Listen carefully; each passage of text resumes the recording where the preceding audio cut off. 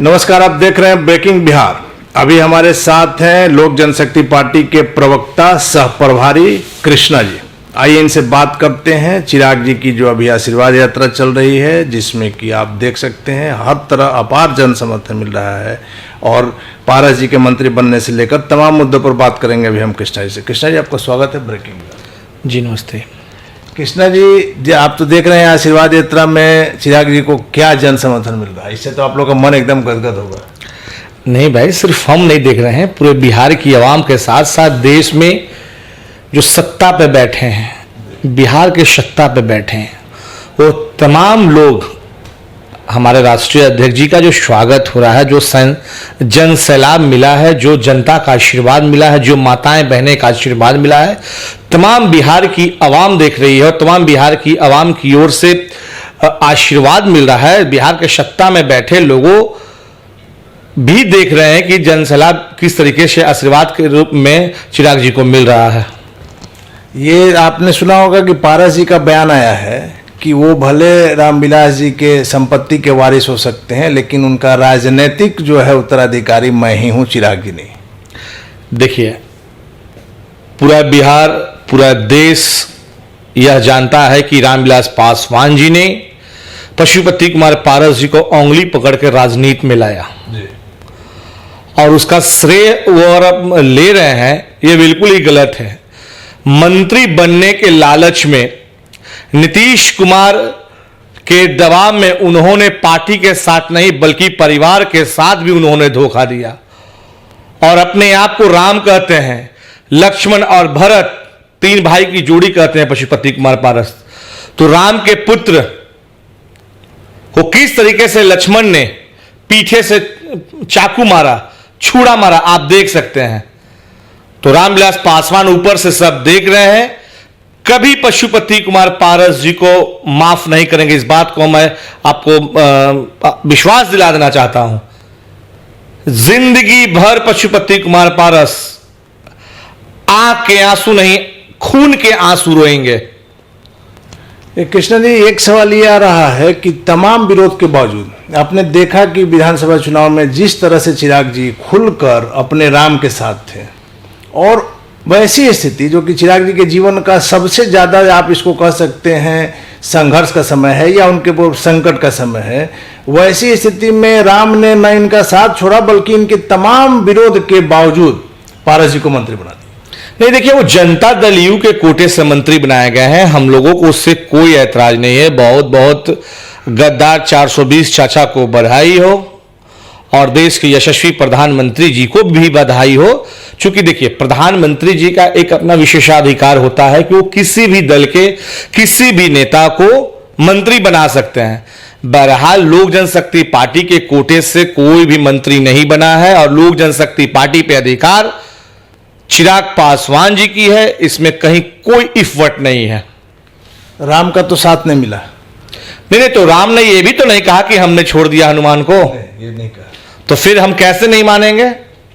चलिए, आप लोग को जो जन समर्थन मिल रहा है हाजीपुर से लेकर समस्तीपुर, कल बेगूसराय और आज खगड़िया जी, ये सारा जो जनता जो है, ये आप लोग को पूरा विश्वास है कि आशीर्वाद यात्रा के रूप में चिराग जी को पूरे बिहार की जनता आशीर्वाद दे रही है। भाई, जब परिवार का आशीर्वाद नहीं मिला, परिवार बीच मझधार में छोड़ दिया, पीठ में चाकू मार दिया, परिवार को तोड़ दिया सिर्फ और सिर्फ अपने कुर्सी के लालच में,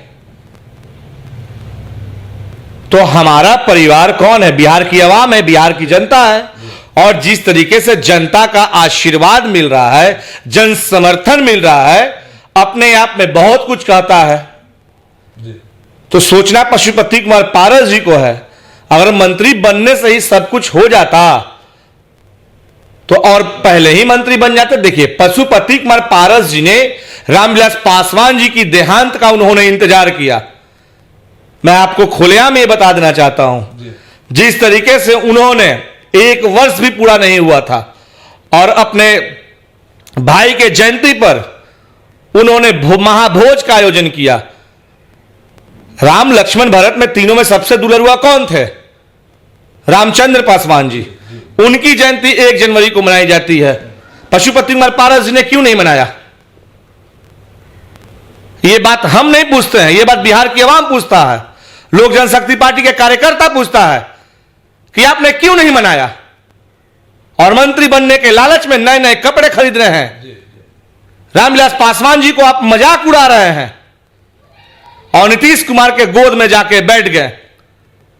कृष्णा जी, आप चूंकि पार्टी के प्रवक्ता हैं, लेकिन जहां तक हमारी जानकारी है आप रामविलास जी के परिवार से सदस्य के रूप में जुड़े हुए हैं और कई वर्षों से जुड़े हुए हैं।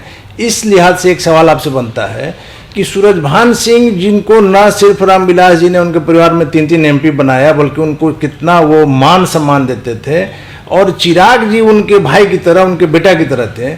ऐसी स्थिति में मान लिया कि पारस जी तो अपने महत्वाकांक्षा के कारण अलग हो, लेकिन सूरजभान सिंह का अलग होना ये समझ से परे है।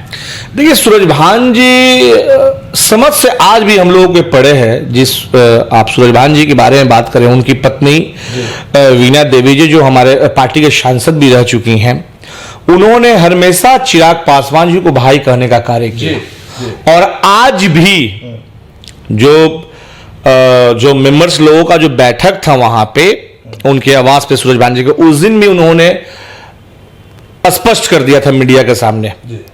बहरहाल सूरजभान जी से ये उम्मीद हम लोगों को नहीं था कि उन्हें ऐसा नहीं करना चाहिए था, लेकिन अगर उन्होंने ऐसा किया है तो बहुत ही गलत है। इस तरीके का उम्मीद कभी हम लोगों ने नहीं लगाया था कि सूरजभान जी भी हमारा साथ छोड़ देंगे। क्योंकि देखिए, रामविलास पासवान जी के आशीर्वाद कह दें, रामविलास पासवान जी के दिए हुए टिकट पे ही उनके परिवार में 3 सदस्य, और कहीं ना कहीं सूरजभान जी का भी पार्टी के प्रति बहुत समर्पण रहा है, योगदान रहा है। बहरहाल सूरजभान जी ने किसके प्रेशर में ऐसा उन्होंने किया, सूरजभान जी को क्या समझ आई, क्या नहीं समझ आई। देखिए, सूरजभान जी पे कोई टीका टिप्पणी ये नहीं करना चाहिए, क्योंकि देखिए सूरजभान जी पूर्व सांसद भी रह चुके हैं, हमारे भी अभिभावक रह चुके हैं वो। और कहीं ना कहीं सूरजभान जी को एक बार सोचना जरूर चाहिए था कि जिस रामविलास पासवान जी ने मेरे को शोहरत दी, इज्जत दी, सदन का मेंबर बनाया, उनके पुत्र के साथ इस तरीके का व्यवहार उन्होंने ये किया, ये बहुत ही दुखद समाचार है और सूरजभान जी को ऐसा नहीं करना चाहिए था। बहरहाल अगर हो गया तो हम लोग भी उसमें कुछ नहीं कर सकते हैं। सूरजभान जी को खुद ही सोचना चाहिए था कि जो हम कर रहे हैं कितना बड़ा गलती कर रहे हैं। एक बात और आ गया है कि नेता उधर चले गए, जनता इधर आपके साइड में। नहीं, नेता थे ही कब भाई, बात समझिए पहले। वो अपने आप को लोजपा का नेता कहते हैं, तो लोजपा के जो 4 सांसद है, पशुपति कुमार पारस जी यानी कि 5 सांसद, उसके अलावा कुछ राष्ट्रीय कार्यकारिणी का सदस्य और पार्टी के पदाधिकारी जिन्होंने पार्टी के विरोध काम किया, और राष्ट्रीय अध्यक्ष आदरणीय चिराग पासवान जी और राष्ट्रीय कार्यकारिणी का यह फैसला हुआ कि तमाम लोगों को पार्टी विरोधी कार्य करने पर निष्कासित कर दिया जाए। तो पार्टी ने इन्हें निष्कासित कर दिया, तो नेता पशुपति कुमार पारस कभी हो ही नहीं सकते हैं। इसलिए कि जो व्यक्ति अपने कुर्सी के लिए अपने भतीजा, अपने पुत्र, अरे रामविलास पासवान जी का जो स्वर्गवास हुआ, उन्होंने अपने चाचा के गोद में ही छोड़ के चिराग पासवान जी को चला गए। तो पशुपति कुमार पारस जी ने क्या किया, बच्चे को पटक कर अब पीछे से उन्होंने छुरा मार दिया। ये तो सारा, इससे तो साफ देखिए गोतिया कभी किसी का नहीं होता, इन्होंने आज एहसास करा दिया।